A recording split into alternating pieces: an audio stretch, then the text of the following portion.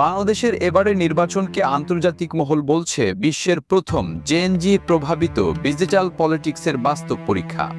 বিশ্বের অন্যতম শীর্ষ থিঙ্ক ট্যাঙ্ক চ্যাথাম হাউসের বিশ্লেষকরা একে বলছেন গণতন্ত্রের নতুন এক দিগন্ত, যেখানে রাজপথের চেয়ে ডিজিটাল প্ল্যাটফর্মে লড়াই বেশি হয়েছে। 2026 সালের নির্বাচনী প্রচারণার সবচেয়ে বড় হাতিয়ার ছিল কৃত্রিম বুদ্ধিমত্তা বা এআই। শুধু ফটোশপে এডিটিং নয়, বরং ফটিকটিভ বা পুরোপুরি বানানো কন্টেন্টে ছেয়ে যায় ইন্টারনেট।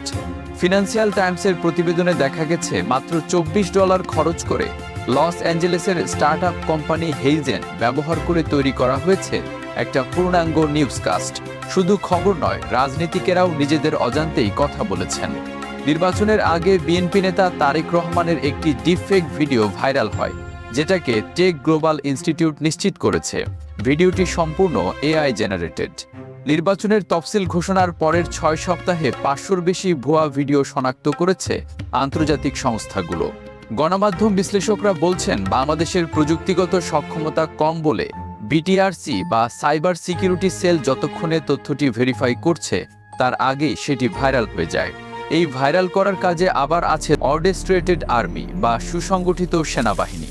স্যামুয়েল সি উলি এবং ফিলিপ এন হাওয়ার্ডের কম্পিউটেশনাল প্রোপাগান্ডা তত্ত্ব অনুযায়ী বর্তমান যুদ্ধে প্রধান অস্ত্র হল অ্যালগোরিদম।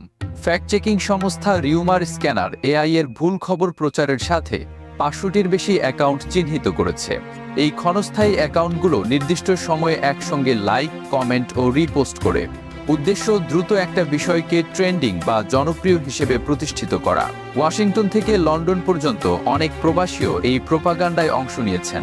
গত সপ্তাহে দ্য ডিসেন্টে প্রকাশিত এক রিপোর্টে দেখা যাচ্ছে পাকিস্তান সমর্থিত ডিজিটাল নেটওয়ার্কগুলো বাংলাদেশের নির্বাচনের সময় সক্রিয় ছিল।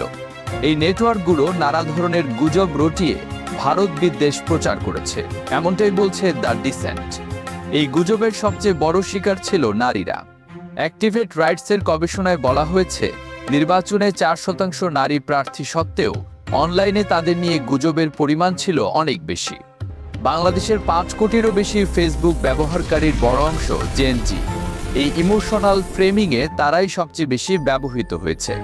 গবেষণায় দেখা গেছে কিশোর তরুণরা খবরের সত্য যাচাইয়ের চেয়ে অনুভূতিকে বেশি গুরুত্ব দেয়। আর সেই সুযোগ নিয়েই এআই জেনারেটেড ইমোশনাল কন্টেন্ট তাদের ভোটকে প্রভাবিত করেছে। এইরকম অবস্থায় বাংলাদেশের ভবিষ্যৎ কি? চ্যাথাম হাউসের senior research fellow doctor Bajpai ব্রিটেনের পার্লামেন্টে দেওয়া বক্তব্যে বলেছেন বাংলাদেশকে গণতান্ত্রিক শাসনে ফিরে আসতে হলে এই তথ্য যুদ্ধকে মোকাবিলা করেই এগোতে হবে।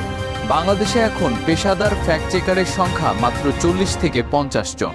বট বাহিনী আর এআই মোকাবিলায় এই সংখ্যা খুবই কম। বাংলাদেশের গণতন্ত্রের স্বার্থে পেশাদার ফ্যাক্ট চেকিং গড়ে ওঠা এবং এ খাতে আরও বিনিয়োগ জরুরি।